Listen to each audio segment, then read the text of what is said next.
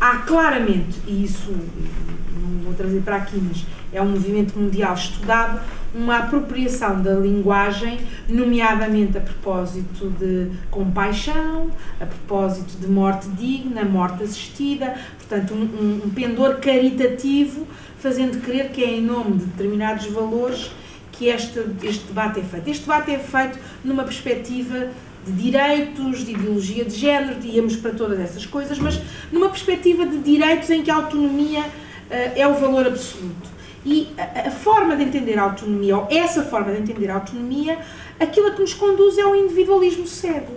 E não é, eu creio que nenhum de nós quer acentuar as características de uma sociedade individualista, egoísta, centrada no próprio. É o valor do próprio que nós não negamos, que se harmoniza com o dos outros. E, portanto, não há sobranceria em nome do indivíduo. O que eu queria dizer a propósito dos custos, de facto é no último ano de vida que acontecem os custos mais elevados na saúde. Lamentavelmente, eu terei que o dizer, porque é lamentável, efetivamente, aquilo que se passa ao nível da obstinação terapêutica. Muitas vezes, insisto, incentivada pela família, que não tem essa capacidade do ponto de vista de aceitar a inevitabilidade da morte. Aliás, atenção a isto, quantas vezes não é o doente que está em sofrimento, quem é que está em sofrimento? As famílias e os profissionais de saúde, que veem na morte uma derrota pessoal, um falhanço, aquela velha teoria que eu vou colocando, que é para perceber se estão acordados ou não, que é a pergunta sobre... Já vou dizer. Qual é a diferença entre Deus e os médicos? E já perceberão rapidamente o que é a obstinação. Qual é? Eustanásia. Não, qual é a diferença entre Deus e os médicos? É que Deus sabe que não é médico. Portanto, uma certa forma de praticar distanásia ou obstinação terapêutica, portanto, usar meios diagnósticos e terapêuticos que, longe de resolver o sofrimento do doente, aumentam o sofrimento do doente, podem prolongar-lhe a vida à custa de mais sofrimento. Não há ninguém, a Igreja não advoga isso. Isto tem que ficar claro. E as pessoas podem, de uma forma esclarecida, recusar fazer determinado tipo de tratamentos que não têm como função estar a curá-los. Lamentavelmente, em muitas áreas do país, acha-se que se está a fazer determinados tratamentos dirigidos à doença para ficar curado. E eles são, desde o início, tratamentos paliativos. E os doentes não sabem, porque isso não foi discutido com eles. Portanto, quem me conhece sabe que eu sou perentória em relação à verdade. E a verdade é esta. É lamentável que se fomente uma certa ideia de imortalidade, que, se Deus quiser, todos atingiremos por mérito das nossas obras, mas não por recebermos mais ou menos linhas de quimioterapia e, portanto, que as pessoas se mantenham. Isto tem que ver com os custos. Efetivamente, se um doente for bem tratado, e não estamos apenas a falar de doentes de cancro, é bom que se tenha essa noção, estamos a falar de pessoas com demência, de pessoas com AVCs, de pessoas com insuficiência cardíaca. As pessoas bem tratadas não saem mais caras ao estar, antes pelo contrário. O que é de facto muito caro e ineficaz e desumano é estar, em nome da ideia da negação da morte, a brincar aos deuses, de facto a usar meios que são desadequados. Portanto, é efetivamente necessário que se trate melhor as pessoas, em primeiro lugar por razões de humanismo e da sua própria dignidade, e depois por razões de eficiência e de utilização de meios que são de todos nós. Agora, não, é verdade que de alguma forma pode surgir uma pressão subtil, embora, para responder ao que o Padre Nélio disse, de facto não creio que sejam os motivos económicos os primeiros, embora eles subtilmente podem andar por aqui.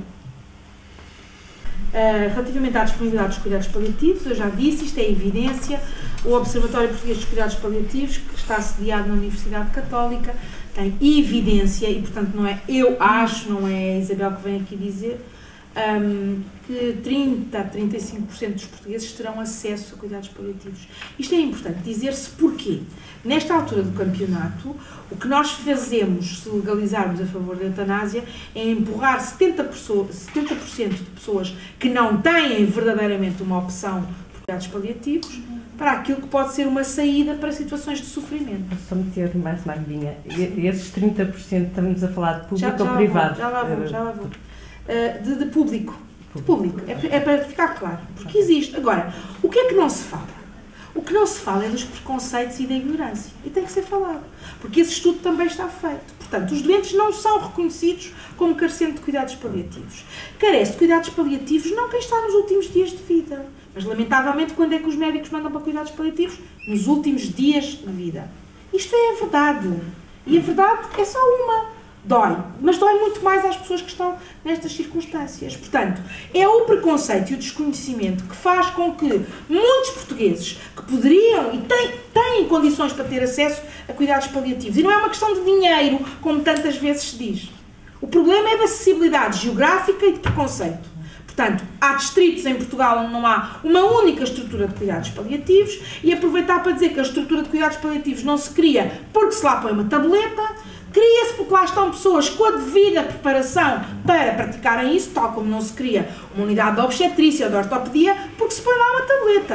É porque lá estão profissionais, vários profissionais de saúde, com o devido treino. Portanto, o problema não é se é público ou privado, a maioria das unidades são públicas, existem. O que é que está a não existir? A referenciação atempada, ou achar que só nos últimos dias, e vá de retro Satanás, eu também costumo dizer, acho com alguma propriedade, que só conheço quem fuja mais do diabo que o diabo da cruz, que são os médicos a fugir de paliativos. Portanto, não se pode falar, e as famílias depois não são devidamente enquadradas, porque pode ser um choque, porque pode ser um traumatismo. O que é que acontece? As pessoas estão em sofrimento desnecessário, chegam-nos 3 dias antes de falecerem. O que é que nós podemos oferecer a estas famílias e a estas pessoas? Portanto, o que temos é que explicar que os cuidados paliativos são cuidados de saúde rigorosos, que servem para ajudar pessoas com condições graves e irreversíveis, qualquer que seja o tempo de vida que elas tenham, porque os cuidados paliativos não encurtam a vida de ninguém se forem bem praticados. A evidência que temos até é que, sem ser essa a intenção, mas as pessoas vivem mais tempo